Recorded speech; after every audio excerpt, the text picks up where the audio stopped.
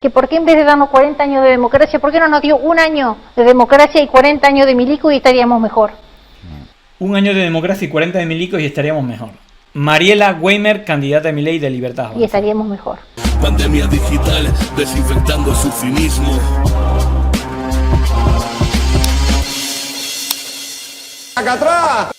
Precisamente el último programa nos quedamos, por falta de tiempo, este tema que es muy importante, que es muy interesante y que vamos a conectar con otro tema que es muy importante y que creo que también conecta a estos tiempos oscuros de los años 70 y 80, la Operación Cóndor en Chile, también, ¿no?, de la dictadura del franquismo aquí, y hacer una conexión España-América Latina y también un hilo conductor con la actualidad, ¿no? Porque todo esto que ahora llamamos ultraderecha, internacionales racionales, yo es que lo vinculo directamente con este espacio oscuro de la historia, que no es que sea ultraderecha, es un espacio antidemocrático y autoritario y que vienen precedidos de golpes militares. Precisamente toda esa reaccionaria internacional tienen una filia con todos estos momentos de la historia. Incluso aquí en España vimos como el que ahora es conseller de Cultura y vicepresidente en la Generalitat Valenciana, que decía que la democracia comenzó con Franco, ¿vale? Un torero franquista. Bueno, pues ahí está. Y luego vamos a ver también algunas declaraciones de gente de Milei diciendo que ojalá y volvieran 40 años de milico. Bueno, yo creo que van por ahí los tiros. Pero nos sorprendía mucho la noticia que 50 años después, pero bueno, por lo menos se ha hecho justicia, bueno, pues la Corte Suprema chilena condenó de forma definitiva a los 7 militares del ejército que secuestraron en primer término y luego torturaron y asesinaron a Víctor Jara a pocos días de ese 11 de septiembre de 1973, que se va a cumplir ahora el 50 aniversario del golpe, la ejecución del golpe militar y de la muerte de Allende, y de, bueno, esa dictadura con Pinochet al mando durante más de 15 años, con una transición parecida a la aquí, donde las élites económicas, militares, judiciales, empresariales siguieron siendo pinochetistas, y que, bueno, pues ha permitido que haya una ley de silencio y de impunidad contra gran parte, que por lo menos, bueno, pues 50 años después ha llegado tarde, pero que no deja de sorprender. Una de las noticias también que llama bastante la atención es que uno de los condenados se suicidó antes de ser detenido, no sé si por eso del honor o estas historias. Bueno, pero en este caso Hernán Chacón Soto, ya con 86 años, brigadier del Ejército de Chile en retiro, pues que había sido condenado a 15 años, dirá que por honor, que él no va a la cárcel, seguiría defendiendo pues ese golpe de Estado, esa dictadura militar. Aquí, bueno, en DW no es una noticia que haya salido mucho en teles, pero bueno, para que veáis una pequeña crónica de esto que ha ocurrido. La Corte Suprema de Chile condenó este lunes a 7 militares en retiro a penas de hasta 25 años de prisión por el secuestro y asesinato del emblemático cantautor Víctor Jara hace 50 años, días después del golpe de Estado de Augusto Pinochet. La sentencia definitiva llega solo 15 días antes de la conmemoración en Chile de los 50 años del golpe de Estado.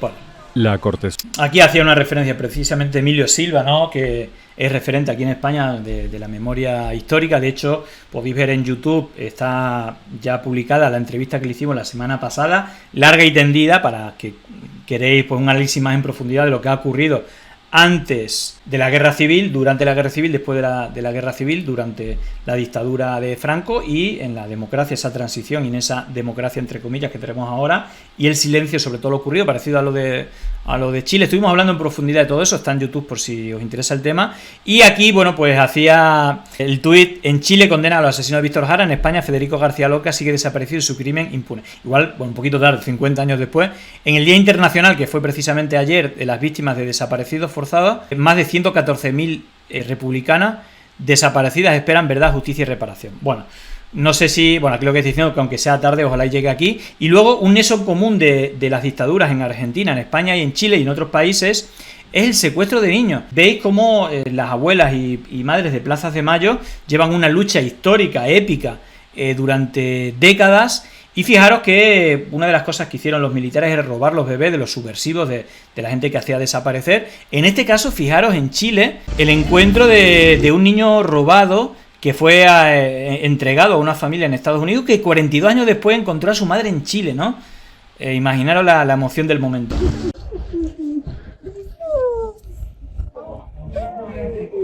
Hola de nuevo.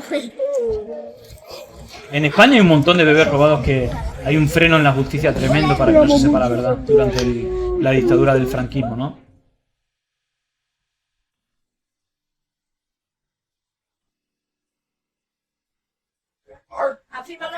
Then you have to.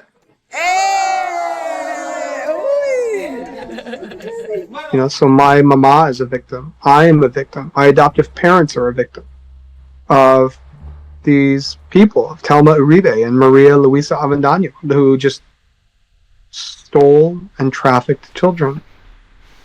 And now what my parents believe to be one of the most like altruistic, I don't know, like the most loving act they ever did is tainted by this egregious, horrible thing.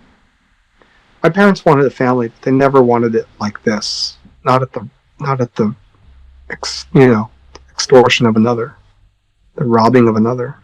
Jimmy or Carlos or I don't even know anyone. No hay derecho, si yo puedo respetar cualquier ideología, forma de pensar, pero ojalá y no volvamos a repetir esto. Hay gente que lo defiende. Mijo, you have no idea the oceans I've cried for you. How many nights I've laid awake praying that God let me live long enough to learn what happened to you. Very.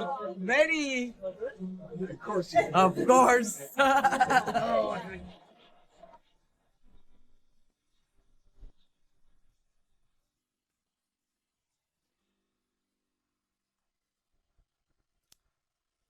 En fin, todavía hay gente que lo defiende. Bueno, al hilo de esto, y lo estuvimos hablando ya, hablamos unos días antes, esta semana ha ocurrido algo importante, creo yo, para entender todo esto, que es los documentos desclasificados de la CIA, que intervino en casi todos los golpes de Estado en América Latina, muy evidentemente en el de Chile. Y el gobierno de Estados Unidos ha desclasificado los informes diarios del presidente referentes a Chile los días 8 a 11 de septiembre. Ahí están los documentos, se pueden ver, podéis buscar. Esto está publicado el 25 de agosto. Ya adelantamos como hace un par de semanas se conoció que Nixon, el presidente de los Estados Unidos, llamó a Helms, el director de la CIA, para decir que vayan con todo para dar el golpe de Estado en Chile. Esto creo que ocurrió pocos días después, creo que el 8 de septiembre de 1970, creo que fue el 4 de octubre, creo que fue el 4 de octubre de septiembre, ahora no me fallan la fecha, cuando venció a Allende en las elecciones. Y unos días después se activó la maquinaria para dar el golpe de Estado con todos los recursos de los Estados Unidos.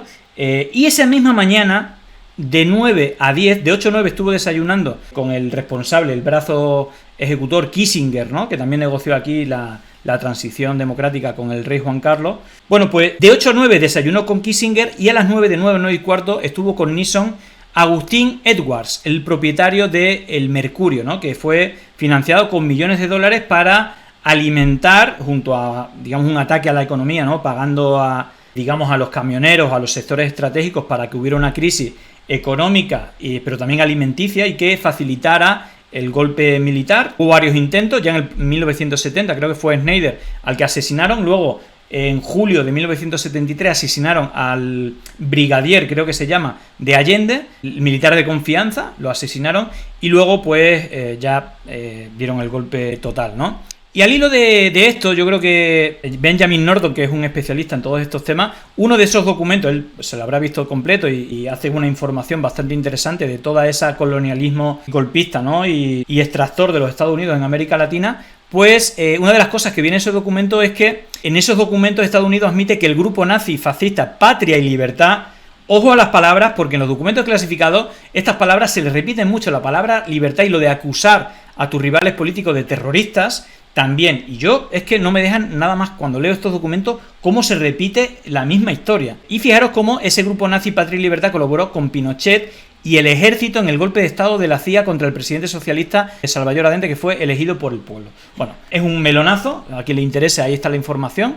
Y al hilo de esto, y como estamos viendo esa reaccional internacional, precisamente hay tensiones en Chile porque Boric quiere hacer un comunicado por ese 50 aniversario con todos los partidos democráticos para condenar esa violencia. Y claro, Kast, que es el aliado de Milei, de Vox y de Trump y Bolsonaro, el uribismo, el fujimorismo, etcétera, en América Latina, claro, era el portavoz de Pinochet, el señor Kast. Y es más, a Milei lo hemos visto junto a Bussi, el hijo del mayor asesino en la dictadura de Videla en Tucumán, con miles de cuerpos desaparecidos tirados al lago Cadillal. Yo conozco el lugar donde fueron fusilados. En la escuela de educación física eran fusilados o eran torturados y de ahí los llevaban a aviones y los lanzaban al lago Cadillal en Tucumán. He visto las muescas de bala, he visto el lago Cadillal, he visto la historia, y ese tipo está haciendo campaña con Milei. Pero no solamente eso, sino que en esta campaña Mariela Weimer, que es una de las candidatas, fue una de las candidatas de Libertad Avanza, que es el partido de Milei, que sacó los mejores resultados. Fijaros lo que dijo. Y podéis ir a cualquiera de estas alianzas, podéis escuchar a Bolsonaro, podéis escuchar a Kast, evidentemente. Los crímenes de Estado del Fujimorismo, esa dictadura también, vinculada con el narco. Si hablamos de narco y asesinatos de Estado, creo que Uribe es insuperable. Bueno, estos son los aliados que tiene a nivel internacional Vox y anteriormente Aznar y esa red de fundaciones, Atlas Network y esa red ultracatólica donde no solamente está el Yunque, también está Legionarios de Cristo, está el Opus Dei, está Sodalicio, con varios escándalos a su espalda de abusos de menores dentro de esas organizaciones y que también defienden los abusos a menores en la iglesia, ¿no? Pero bueno, vamos a escuchar esto que si conocemos la historia, esto no hay que permitirlo y creo que es importante también conocer esta realidad. Porque Argentina es un país que tenemos todo para estar bien. Lamentablemente siempre ha estado gobernado por atorrantes y por sinvergüenza. Sí, y tenemos los 40 años de democracia del señor Alfonsín, que por qué en vez de darnos 40 años de democracia, ¿por qué no nos dio un año de democracia y 40 años de milico y estaríamos mejor? Un año de democracia y 40 de milicos y estaríamos mejor. Mariela Weimer, candidata de Milei de Libertad Avanza. Y estaríamos mejor. Sí, la verdad que No habría tanta droga, no habría tanta delincuencia, no habría tanta inflación, no habría tantos planes sociales para las mamás solteras, no habría todo eso. En fin. Esto lo digo sin ánimo de ofender. Claro, no quiero ofender a las 30.000 víctimas y a los bebés robados que fueron torturados y asesinados por los milicos. En fin, bueno, pues ahí la libertad avanza, ¿no? Y precisamente vinculando una cosa con la otra, quien fue el candidato en la izquierda en esas primarias y que perdió, tampoco tuvo apoyo del aparato, fue Juan Grabois, que digamos como el ala izquierda dentro de ese frente amplio peronista, como se quiera llamar.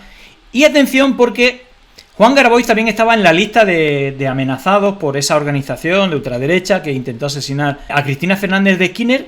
Y hoy, 1 de septiembre, se cumple, esto lo escribió ayer, se cumple un año del atentado a Cristina Fernández de Kirchner. Aquí analizamos todas las campañas mediáticas y en redes sociales contra Cristina, incluso diciendo que era una cosa de falsa bandera.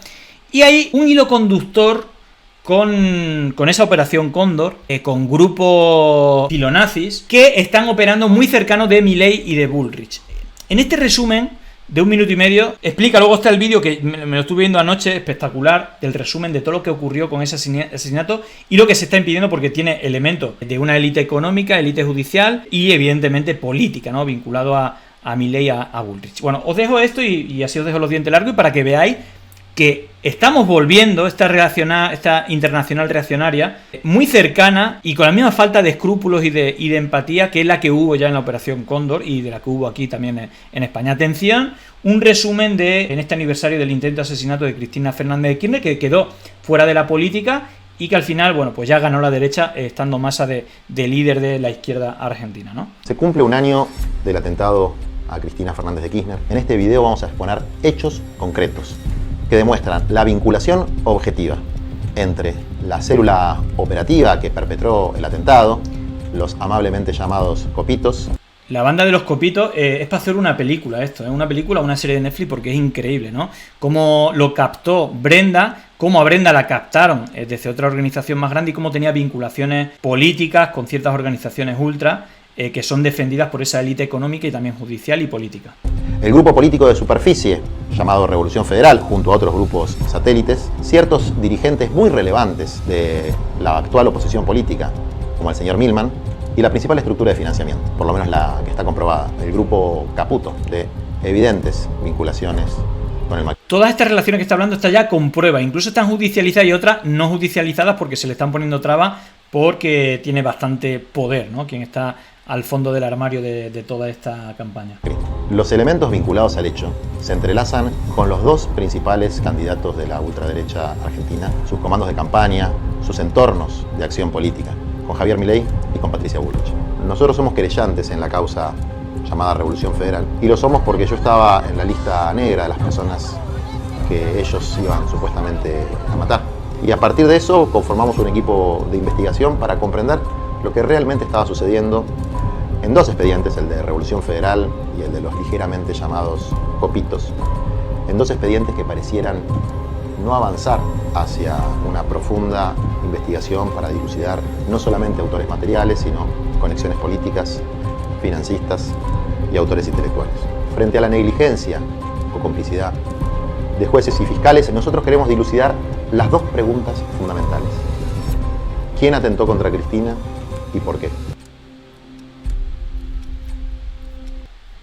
Bueno, ahí está el resumen. Si lo queréis buscar, lo ha publicado Juan Grabois. Ahí está el enlace de YouTube.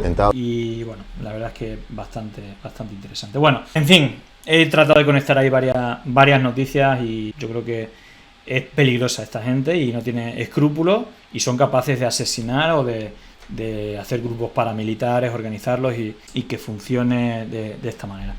Llegó el momento de no estar callado, de desmontar inventos que vienen envenenados. Es contrainfo, que no es lo mismo. Pandemia digital, desinfectando su cinismo. Gracias por la suscripción, muchísimas gracias.